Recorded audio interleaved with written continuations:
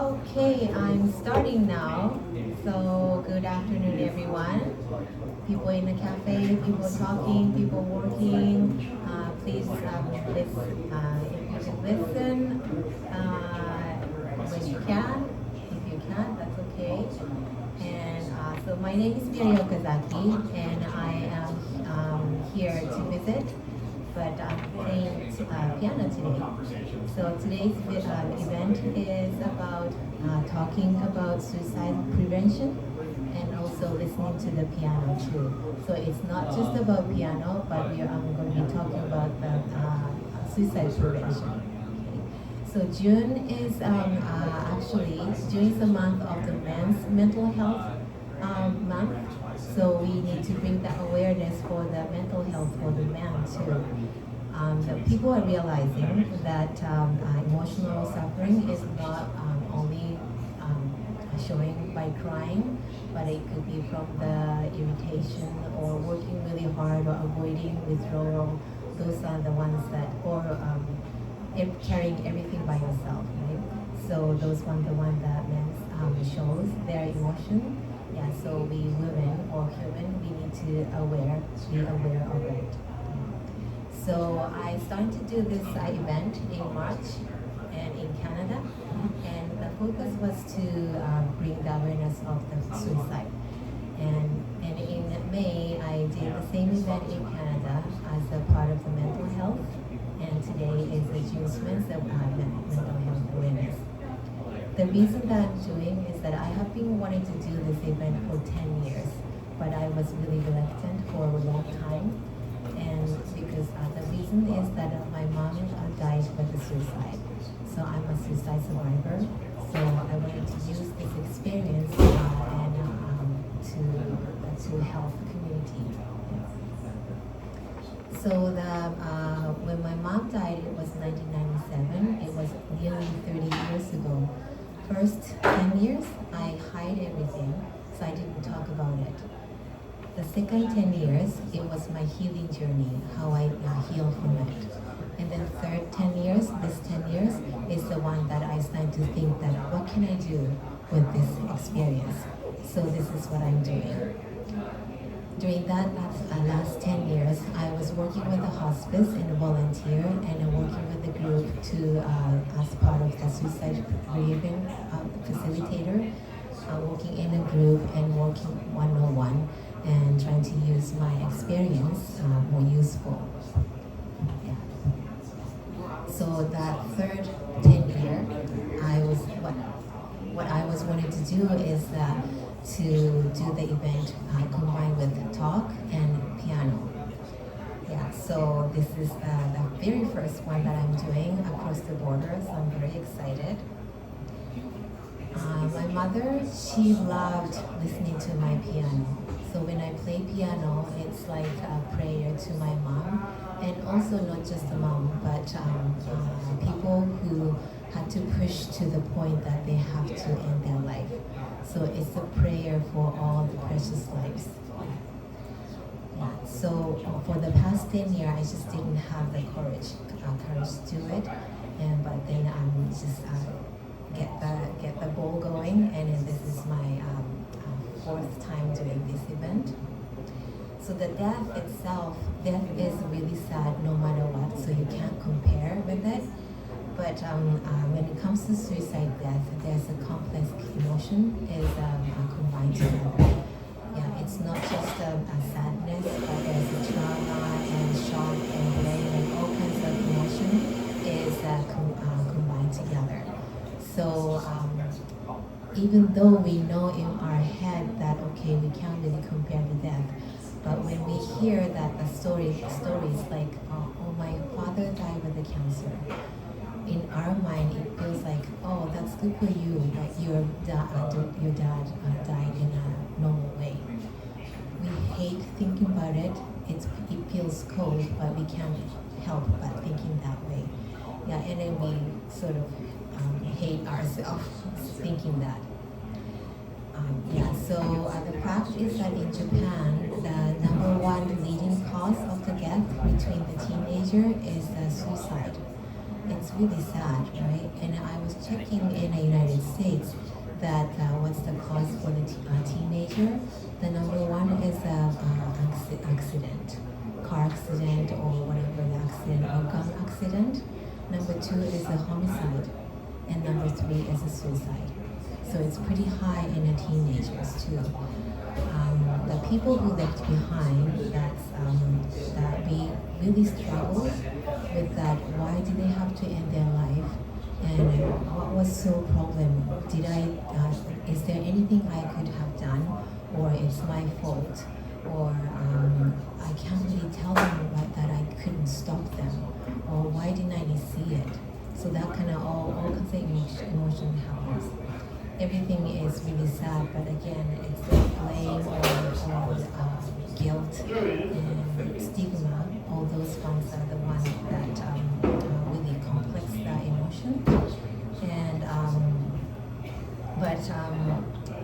we want to talk, but we know that what the other people feel, that when we talk about this dark and heavy topic, that we think about the other people, then okay, what's the point to talk about it? Right? Yeah, so we just stay quiet. There's not so many places to talk about it, and not very many people can listen. That's what we feel. But then I just know from my experience that just by talking, it makes your heart feels lighter. So that's why I'm doing this event, to bring that awareness, and to bring more people, more place to talk. And to do that, we need to have more people who can listen. To bring more people who can listen, we need to talk. And people who can talk will talk, then eventually it can be neutralized. That's what I'm doing. I'm okay to be vulnerable, I'm okay to talk about what's really painful, but then the more I talk, the more people can listen. That would help for more people more people can listen, right? Yeah, so, but the more people can listen, then I believe that one more life can be saved. So that's my work. But the problem is that if you go to the suicide bereavement support groups, it's pretty heavy and dark. When you walk in, they're already feeling sad face, and you're walking with this emotion, and you walk out with this emotion. So that's what I felt. So and in worst case, is that you walk in this emotion, and you walk out with that lower emotion. So I was thinking, okay, what can I do in this situation? Then I thought, okay, maybe piano might bring that vibration, might bring the feeling more uplifting. So that's why I'm mixing with the piano. So this event is not about just listening to classical piano, but I'm going to play piano and talk, and play piano and talk. It's just like you're listening to audio book with the piano between. So I'm the pianist. I'm not a professional pianist. I'm playing piano. I'm not perfect, far from the perfect. But one of the reasons that I'm showing my imperfect piano is because the kids, they were looking at Olympic or my professional performers, music performers, musicians, or the stage arts. They were looking at the perfect performance. That made them think that they have to be perfect, and that can push them into the perfection. And if they're not perfect, then it's not worth it. Yeah, so that's what they're thinking. So my message to the young people or kids is that it's okay to be imperfect. Imperfect is perfect, right? Yeah, and the way who you are, the way it is more than enough. So that's one of the message. And also throughout the talk, I will talk about how much the ancestors are cheering for us. So how to communicate with the ancestors. Yeah, so those are the message that I wanted to reach out through this piano and talk dialogue. Yeah, and I will talk about a little bit heavy topic, but I'll promise that you don't go home with a heavy feeling. Yeah, so that's. Now the first song that I play is called Ave Maria. And there's a many version of Ave Maria there, but this particular one is the kids practice music. So most of the Japanese kids who plays classical piano, they go through this piece. It's a really short, quiet song, but it's the type of a song that you might want to close your eyes and listen with your heart. It's like the hymn song. It's really a prayer kind of song. I went to kindergarten, the Catholic kindergarten. So I was really in touch with that teaching, the Catholic and Christianity teaching. And after that, my mom told me that you better learn English. So the way I learned English is to go to church, Baptist church, and hang out with the American and Canadian young missionaries. So that's how I learned English, through Bible. Yeah, so I was really familiar with the Bibles and teaching of the Jesus. I grew up in a Buddhist family, so I'm not really faithful to any other religion. I like the teaching. Yeah, and also my mother, she went to the Protestant class, school, from junior high, high school, and university. So that's why we are in our house, even though in Japanese Buddhist family, we had the Bible here and we had the hymn here, a hymn songbook here. So it's really, I feel close to that teaching. So what happened is that before my mom passed away, a day before my mom passed away, she was just getting out of the depression and she was feeling good. And she opened the Bible and she was planning to go to the English class. So the Bible English class the next day. So she was calling her friends and she said, oh, I just came out from the depression. I feel like I'm going to the class. So where are you learning? So that was not the last memory that I have with my mom. Yeah, so that's why when I play this song, it feels like it's a prayer to my mom and all these people. Yeah, so here's Ave Maria.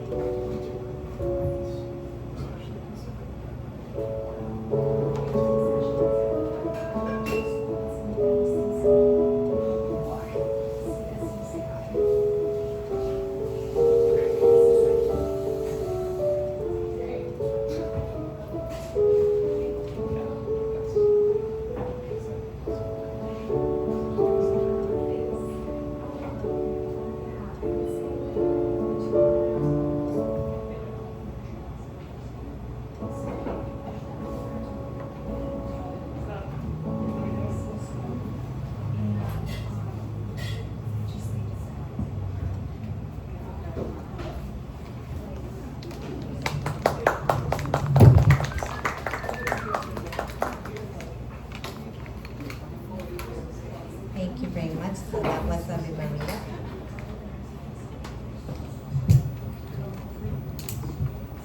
So then, next song is called Nocturne from Chopin. This is pretty famous song from the Chopin. So when you hear it, it might be familiar for you. This is a song known as evening song or night song. So it's quiet and silent, and it's quiet prayer kind of song. Yeah, so it's an evening theme song. So when I was in junior high school, I was playing piano really seriously to the point that I want to go to the Chopin competition. So I was practicing very seriously, and yeah. So in the morning, I get up in the morning, I practice piano, and I come back from school and practice piano. So that's really serious practice. Eventually, I started to feel like I have to play perfectly, and that perfection was made me feel that I'm not happy with the piano anymore. And so then one day my mom told me that listening my piano, she said, Mari-chan, you're not really enjoying the piano anymore. And then she said, in Japanese, the music is, the word music is called ongaku. And on means sound, gaku means happy. So that when you play music, you're supposed to enjoy the sound. But I wasn't enjoying the sound. So at that point, what's the point to music if I'm not enjoying the sound? So I quit going to the Chopin competition, but then I started to play whatever I want to play.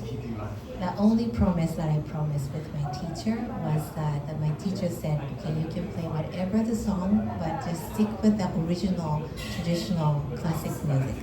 So that's what I play. So that all this time I was playing the classical music. So I continued piano, and I learned a very important thing by practicing and continuing piano. And because I think that there's something important happen when you continue at many different things and enjoy it. So that's what I tell my kids, that when they are kids, small, they go to the lessons, different lessons. And when they get older, they have a part-time job. And there's a time, probably everybody has that experience, that there's a time that you want to quit. But then,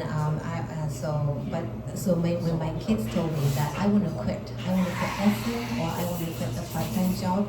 So each time when I was telling my kids that if you get better, then you can quit, or if you know how to do that job, then you can quit. Then for some reason they continue, and then to the point that they don't want to quit. Right?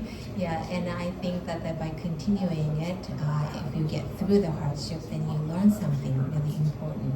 Yeah. So until then, the kids will have only the choice that I just want to quit. But if they continue and if they get better at it, then they have the choice of if they want to quit or if they want to continue. And that, I believe that it brings the freedom to their future. Yeah. So from here is where the story becomes interesting with my life in piano and this suicide topic. So I'm playing piano ever since 5 years old, and the moment my mom passed away, I was playing piano on that exactly the moment. When my mom passed away, I thought that, okay, I can't live in this house anymore. There's too much memory, too much trauma, and I thought, okay, I can't live it here anymore. So within 1 week, I moved out. So when I decided to move out, my relative told me that, okay, you're gonna be living by yourself, and what you're gonna do with this piano. So this piano I've been playing ever since 5 years old. So, but I thought, okay, I can't take it with me, and there's not so many apartments can take the piano. So I thought, okay, we have to sell it. And at that point, I thought, okay, my life with piano is done because it was too traumatic. I was playing piano when she died. So I decided to sell the piano, and then those piano people came and assessed the piano condition. Gave me the price as $500, which was very cheap for me. For me, it was like $1 million worth, and then they gave me this humiliating price, $500. So I thought, okay, this is really humiliating. This is really sad. And my mom is gone. Piano is gone, and I can't live in this house. And so I thought, okay, that's it, right? So I finished piano, life with piano. So I started to live by myself. But then in an apartment, a few months later, I thought, I really miss piano. I really want to play. So what I thought is that back 30 years ago, this kind of piano was starting to come out. It's not just the keyboard, but the piano touch piano was starting to come out. So I thought, okay, that might be good because then I can plug in and I can put the headset and I can play quietly. So that's what I thought. Good, that's a good idea.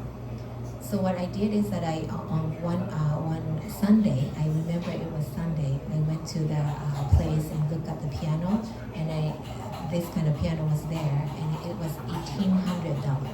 So that was a big amount that I thought, okay, I can't really afford it. It's like a full paycheck and more. So I thought, okay, maybe that's not a good idea, or I can't do it. What happened next day, I came from work and I opened the mailbox, and it was a notification from the city hall that your mom's death paperwork is all done, and this is the death compensation for the family. The amount was $1,800. It was exactly the same amount. It wasn't $1,300. It wasn't $2,000. It was the exact $1,800 exact amount. So I thought I was rolling my eyes, like crying, and I called my sister, and I said to her that I wanted to have a piano, and look at the piano, it was $1,800. I couldn't buy it, but it came home, and with the death compensation was $1,800. And what do you think? And she said, well, it's pretty clear that our mom is saying that you buy it. So I said, is that okay to use all that money? And she said, of course, you buy your piano. So that's what I ended up, and started to practice again. So that was a second life with my piano. But a few years later, I left Japan. It was too painful to live in Japan with that hidden condition, with not talking about my mom's suicide. So that's one of the reasons I left Japan and came to Canada. Now again, I let go of that piano and start the life without the piano. So soon after I got married and I have a husband and I started to have a family. But then around that time, I didn't have a friends and I didn't have not so many people around me. Yeah, but then I just had a baby, and so I was just pushing the stroller around the town, and that was all I was doing all alone, right? Yeah. So, but then I noticed in the middle of the town there's a small antique shop, and inside of the window there was a piano. So I thought, oh, there's a piano. So I walked into the antique store, and there's an old guy with a thick glass with the big eyes, and I said, I have a piano, so can I touch it? Can I play piano? And he said, of course you can play piano, and that's the song that I'm going to play, this song. So I just played a little bit, and he said, oh, you're good. And I said, yeah, I really practiced piano when I was younger, and I really love it. And he said, well, then you come back here, and anytime you can play piano. And I said, well, I have a baby, so I can't really have a babysitter. I don't know anyone, so I can't really come so often. And he said, no, you bring the baby here and put the stroller right here, and you can play anytime. Then I said, well, I can't buy your piano. I don't have money, so if I play, if you're trying to sell me, then I can't buy it. No. I know that you need to play piano, so you come here anytime and play piano. So that's what I started to do. So what happened is that whenever I play piano and go home, then my husband comes from work, and he said, oh, you play piano today. He could tell with my eyes the sparkles, and my energy is different. So he thought, okay, this girl needs piano. So that's what he did. He bought a piano secretly and put the mortgage together with the house. And then one day I came home, there's a big baby ground. So that was again my life with piano started. yeah. During that time when I was not playing piano, I was still looking for the answer that why my mom went and my father died a long time ago. So I was sort of like, oh, how can I communicate with them? So I once in a while I go to psychic reading and try to communicate with my parents. And those psychic people, they're really strange that they can see things sometimes. And they said, one of them, they said, lady, why are you not playing piano? I said, how do you know? And, well, you have to play piano. You're not playing piano is like a chocolate chip cookie without the chocolate chip. So that's what I said. So that's, yeah, so I thought, yeah, some people can see that I need a piano in my life. Yeah, so the point of this section of the talk is that if you're really passionate about and if you really need or want to do something, it's going to give in to you. So what you can do is that you do your best and you move towards, yes, you move towards the goal and then you just move, take one day at a time and you move towards your passion. Then universe and ancestor would give it to you. Yeah. Yeah, so I'm playing that Chopin Nocturne. It might be familiar for you. And this is the song of the evening, song of the night. It's a quiet prayer. Yeah, so you can I hope you can enjoy it.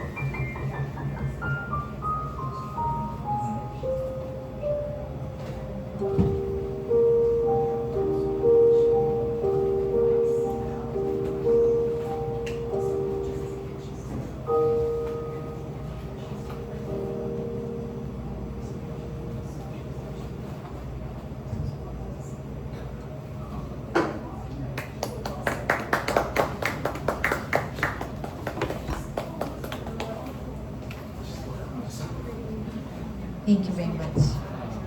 So that was the music called Chopin's Nocturne.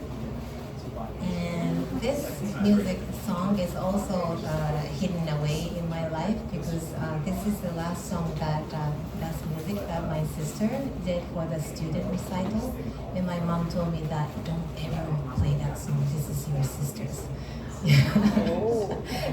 But she's dead, so I don't have to listen to her. I'm playing it, yeah. I'm sure your sister would be happy. Yes.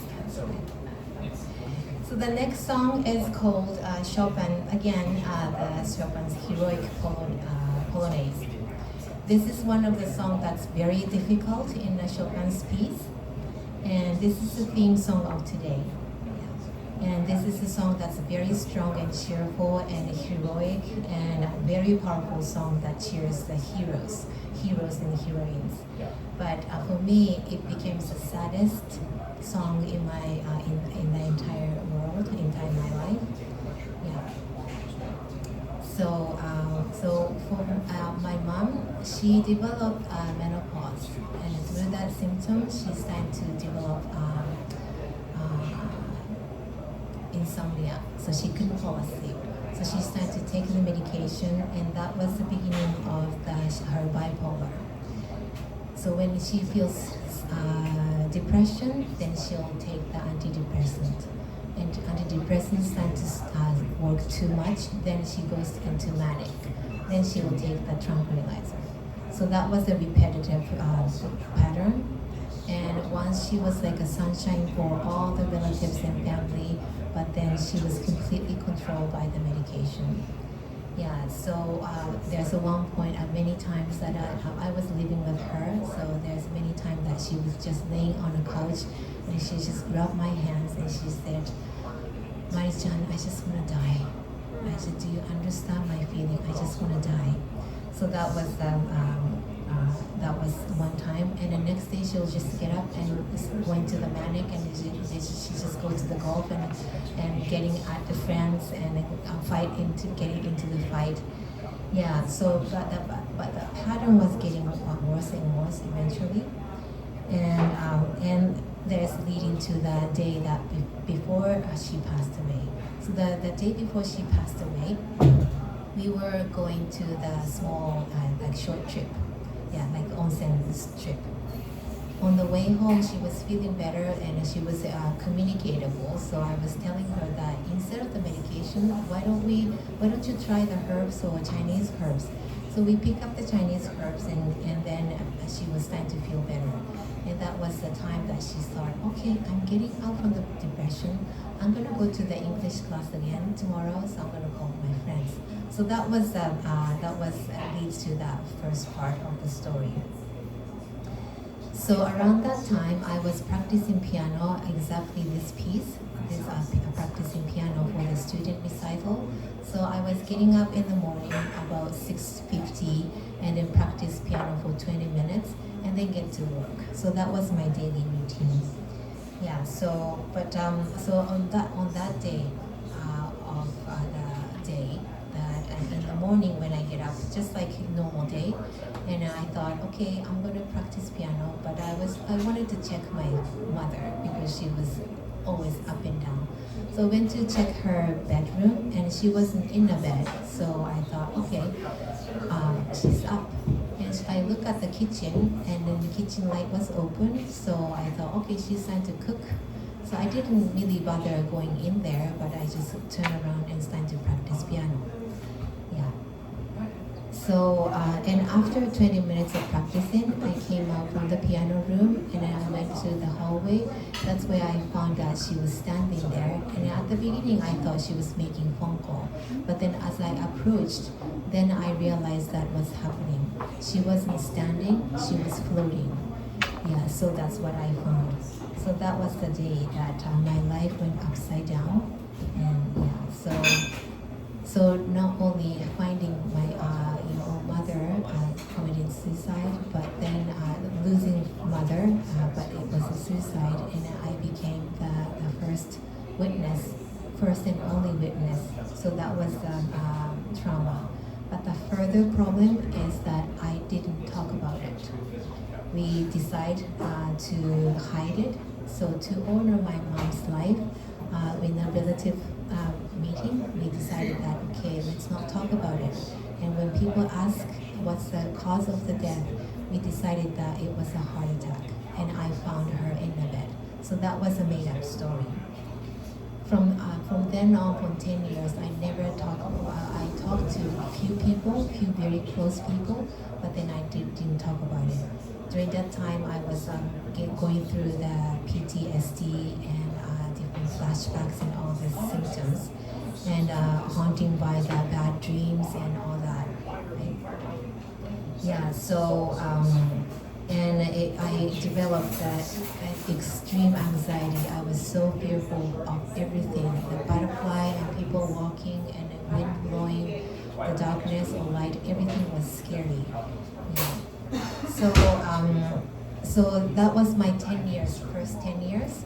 And then I decided to go to Canada and I'm still hiding.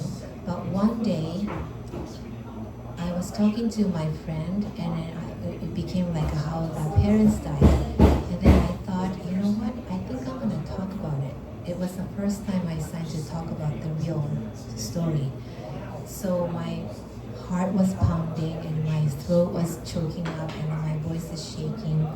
And that friend said, if it's not comfortable, then you don't have to talk. And I thought, you know what, can you just listen to me? And she said, okay, I can listen to you. And so that's what I did.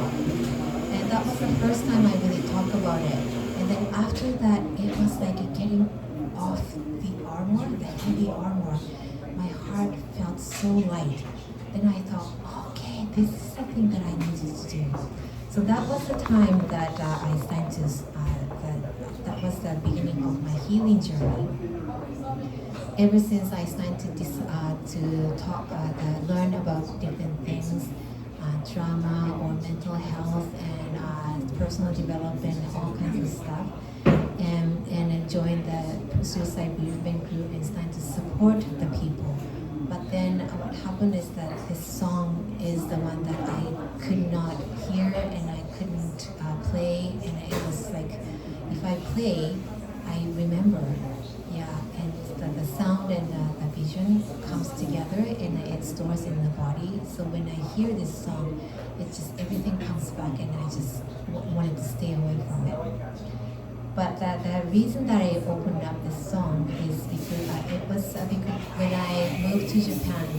So what happened is that I stayed in Canada for 25 years, and then in 2023 I decided to move back to Japan. So that was the time that I started to reconnect with the song again. What happened is that I was working on the last piece of trauma. Still, this is like 30 years into 35 years into it. I was still working on the last piece of trauma, and there's the people who were helping me to get over that last piece of trauma. And they were putting the music event, and they asked me, Mari-san, can you play piano for us? So I thought, okay, if these people will help me to get over the trauma, it has to be this song. So that's what I thought. But no, I can't play this song. But the problem is that I didn't have a piano.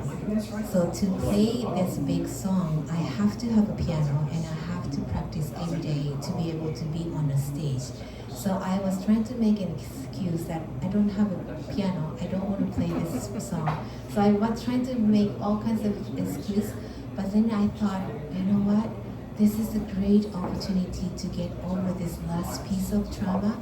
If I don't grab this opportunity, I might not ever play this song again. So I said yes, right? But then the problem is that I didn't have a piano. By this time, I was in this small, tiny island called Goto Island, and I thought, in this remote island, there must be a piano that's collecting dust and becoming a bookshelf, so people want to get rid of it. So I started to look for the piano. I had very little connection with these people, but I thought, do you have a piano do you know anyone who wants to get rid of the piano? So that's what I started to do. what happened is that I was in a yoga studio and talking to the person beside me that I'm just looking for piano. Do you know anyone who's trying to get rid of piano? Then the lady who's on the corner, a far corner of the yoga studio, she said, "Did you just talk about the piano? Do you want a piano?" And I said, "Yeah. Do you have a piano?" And then she said, "Yeah, my daughter has stopped the lesson, so I'm going to ask my daughter if we can give you the piano." And I said, "That would be great." But I said to her that I really want to connect with the piano, so can I kind of come and have a look? And then I can decide. And yeah, for sure. So this is, I don't know this lady. I've never met her, but I went to her place and just wanted to try to check the piano. As soon as I saw the piano, I knew that, okay, this is coming with me. The reason is because it was the same model, same Yamaha, same black piano, the black upright, and it wasn't the brown, it wasn't the logo is exactly the same place, same leg shape, it was the same model. So I thought, okay, this is coming with me. But then I wanted to check that, okay, is it a tunable? Is it not damaged? So I said to her that, can we arrange with a piano tuner and then check inside if it's okay to bring it home? And she said, okay, yeah, that's fine. So we arranged the tuner and we arranged the mover. The tuner and mover was the same. So I let them check the piano. And a month later or so, the tuner contacted me that, Mrs. Sakazaki, we checked your piano that you wanted to have, and it is, there's no damage, and we can tune it and we can move it for you. And I said, that's great. So I said, how much was it? And he said, $500. Right? It's not. I thought, okay, it's not exactly the same piano, but the humiliating $500. That was the amount, same amount. It wasn't the 400. It wasn't 600. It was exactly the amount. Yeah. So this is the way that the people up there, the last one who passed away, this is the way that they communicate with us, right? They don't have the voice to communicate with us, but they have the way to communicate. It's up to us who left behind to grab that message, right? Yeah, so I thought that was a perfect example. Yeah. So this song that I'm going to be playing is, again, it's called Chopin's Heroic Polonaise. And it's the pride of the people, the pride of the people for the country. If you left the country, then you have that heart to the country, right? You're proud of Japanese, you're proud of Italian, you're proud of Irish, all this background. So this is a song to be to praising that country that you left. And also this is a very masculine song, so it's perfect song for this month because we want to cheer the man, the tender part of the man, or the manly man. And also it could be the father or son or husband who passed away. They are cheering us from them. You go girl and you go family. I'm watching over you, and that kind of song. Also the masculine part of our family side. Woman has a masculine part. Yeah, so it's cheering from the masculine part of us within. So that's the song. So the message is that are you facing it? Are you not running away? Are you proud of yourself? Yeah, so that's the message behind it.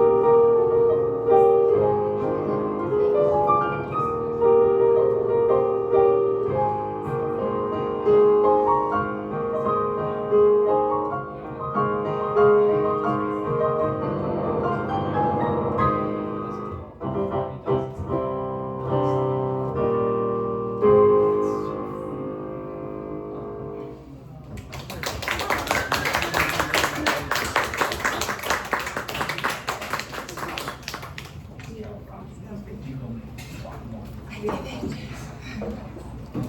First time I played, almost no mistake. Thank you so much. Thank you. Yeah, so this is my theme song of this day. And so in fact, there's another story that's important to me, to my life, is that this is about my cousin. So my mom's brother's son. Yeah, so I grew up in a fatherless family. Father died in a young age, so I grew up with my mom. My cousin grew up with a motherless family. His mother died in a young age, so he grew up without mother. So my mother was like a second mom for him.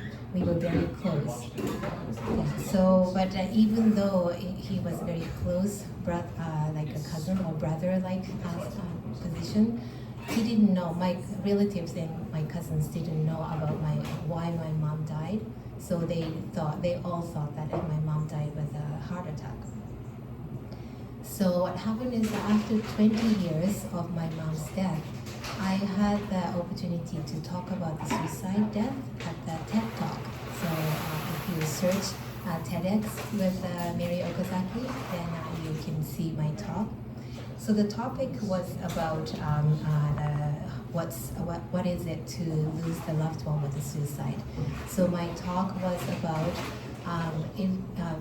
there's many different type of death.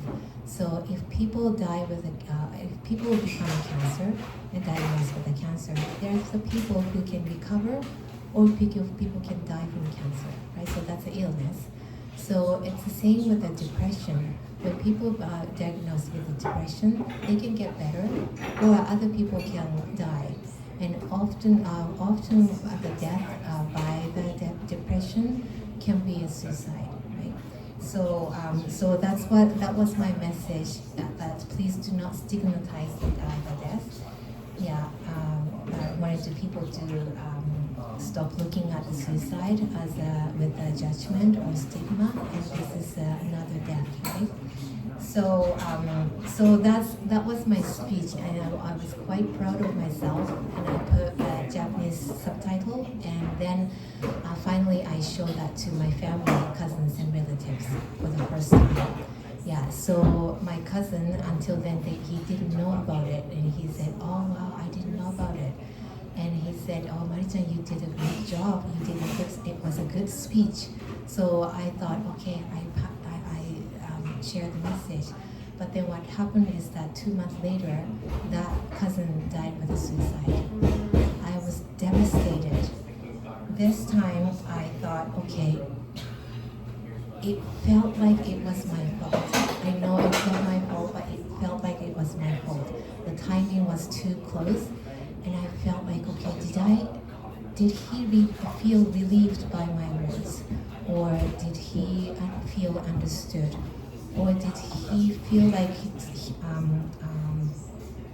did my words comforted enough, somehow make it easier for him to choose ending the life? So that's what I felt.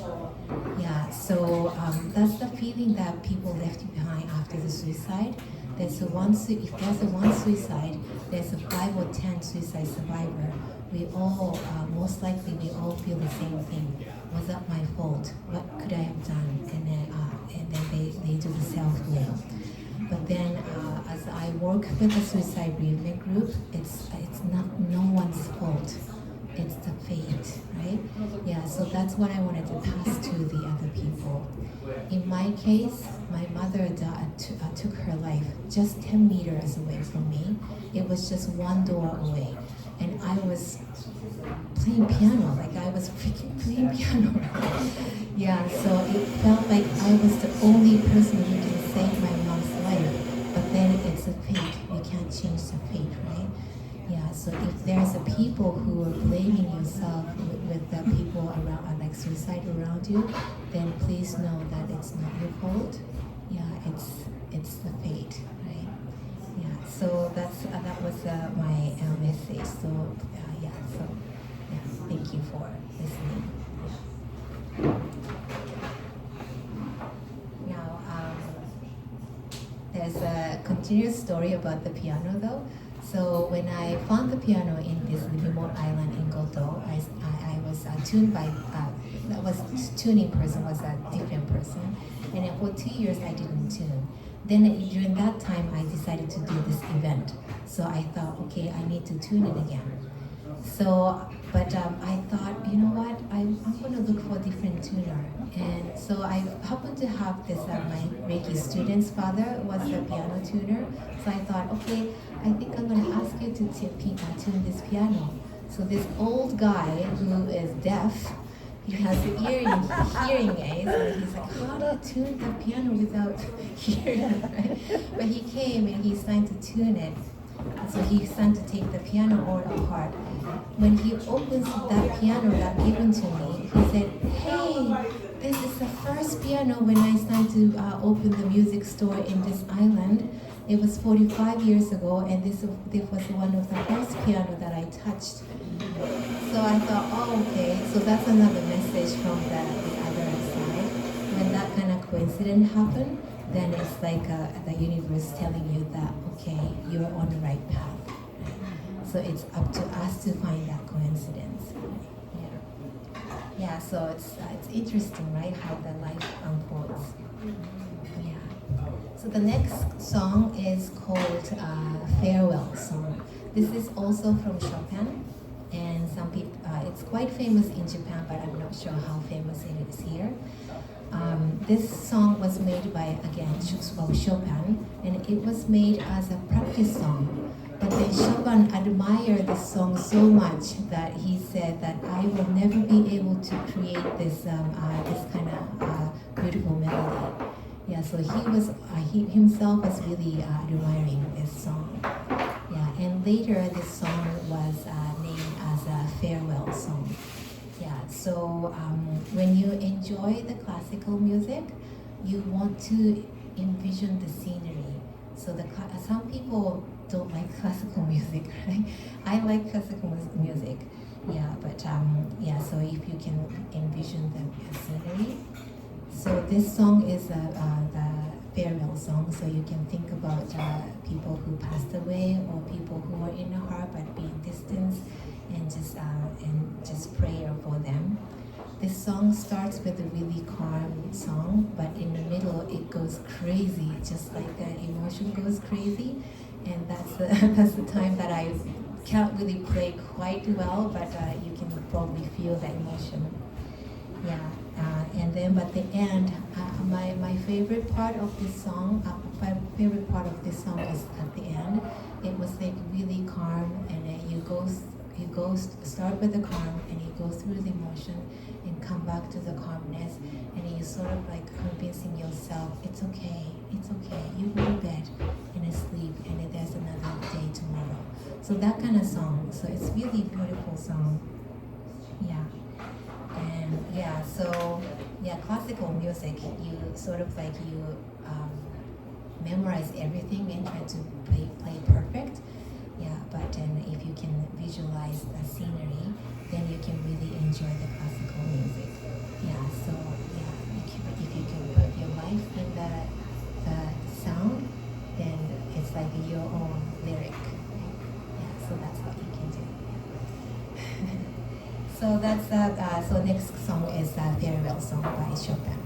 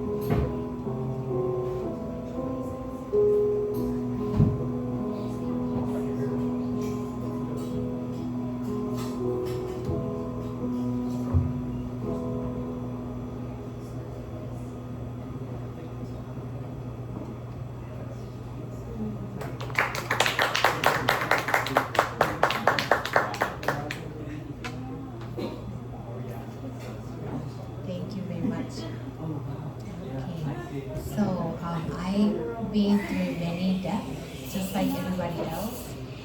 So, but there's one person who made the opportunity for me to move to the Koto Island, the remote island in Japan. His name is Hiro-san. Hiro-san is 20 years older than me, and he was my first classmate of Jikiden Reiki class in 2006. Yeah, so he eventually retired and moved to my town, so that's when we became really close. Yeah, so we were going back and forth just like a family, but towards the end, during the COVID, he developed bladder cancer, so I was doing Reiki for him quite frequently. And he had to move to the hospice, and then because of the COVID, even though hospice volunteer, I couldn't go to the hospice, and he died by himself. Like no one was around him when he passed away. So I felt really guilty about that. I wasn't there with him all.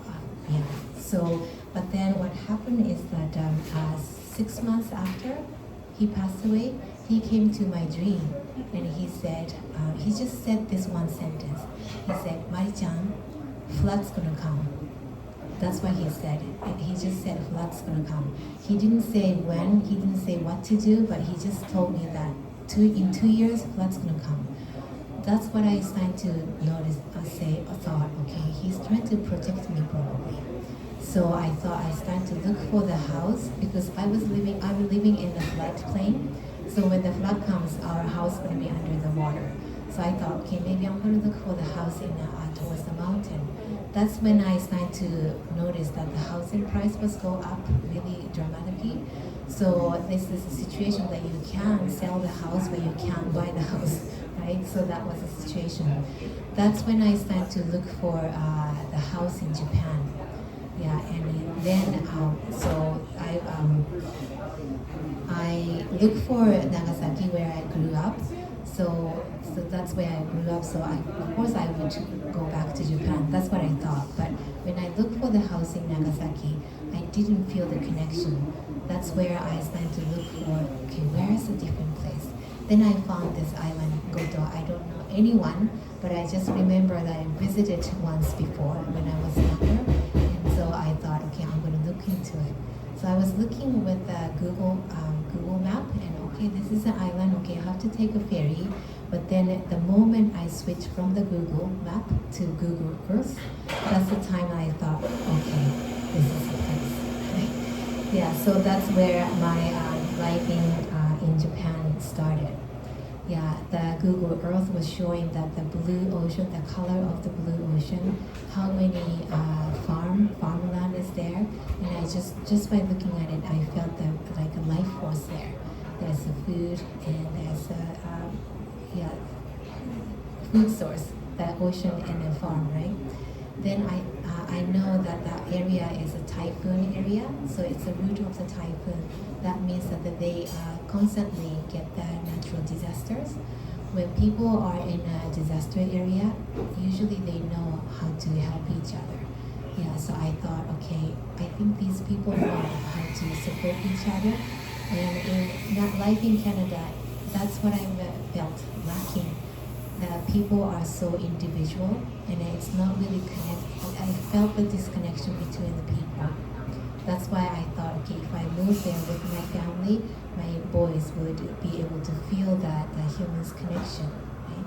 Yeah, then they can learn from the human, the real life, and they can take it back to Canada, and they can spread that kindness to the community. So that was the beginning. Yeah, but then I realized that I can't really move back to Japan full time, because I have some commitment still left behind in North America, Canada and North America. So that's why I'm going back and forth.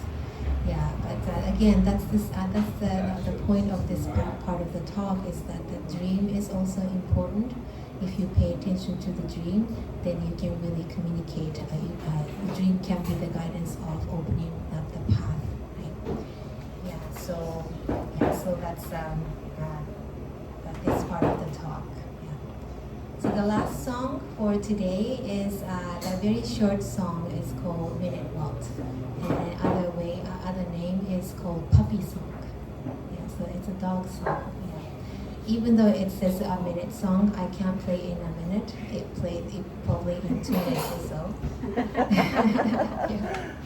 And it's really joyful, skippy, joyful and a jumpy kind of a song.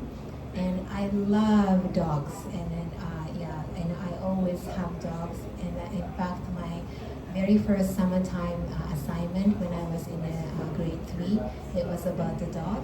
And I would just go around the neighborhood and knock on the door and, hey, hello, this is Miri Okazaki. Can I interview your dog? So that's what I was doing. And I'll take a photo and ask for the name and what they can do with the trick and what they eat, and put it in the file. And that was my summertime assignment. Yeah, and we human, we have so much to learn from dog. They are expert at living in the moment.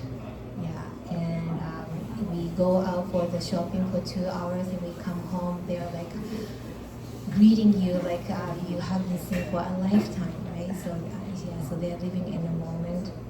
If they steal the food and they got scolded, 2 seconds later they forget about it, right? And they steal again. Yeah, so they are so loyal, so full of love and unconditional love, and so we have so much to learn from the dog. Yeah, so when you listen to this song, you can just imagine that the puppy is coming to the door and wagging the tail and mommy, mommy, mommy, you're home. Right? So that's the heart, that's the feeling that we sort of, as a human, we forget about it. So yeah, you can visualize that. And this song also starts with a normal kind of song, kind of feeling, but in the middle it becomes mellow a little bit. So it's opposite with a farewell song. It's a mellow, so it's like a puppy is sleeping or in the couch and waiting for mommy to come home. And then at the end it comes back to the fast tempo. Yeah, so yeah, this is how we enjoy the classical music. Yeah, so yes, please enjoy.